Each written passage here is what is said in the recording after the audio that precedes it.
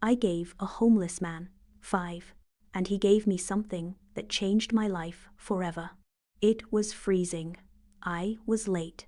And, honestly, I didn't care about anything that day. Just one of those days. As I rushed past the subway station, I saw him. Ragged clothes, dirty hands. But his eyes?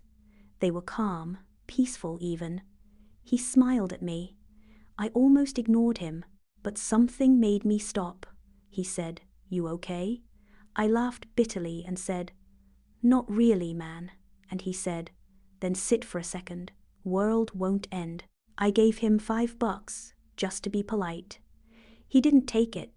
He just said, "I don't need money, just someone to talk to." We sat. I told him everything: my job, stress, my breakup, how I felt like a failure. And he listened like no one else ever had. Then he said something I'll never forget. "You're not broken, you're just in the middle of your story. Don't confuse the chapter with the ending." I left that day feeling lighter. I started making changes, quit the toxic job, reconnected with family, started journaling. I looked for him every week after that. Never saw him again. 6 months later, I got invited to speak at a community event about mental health. As I stepped on stage, I froze. In the front row was him. Clean clothes, holding a notepad, smiling. Afterward, he came up and said, "See?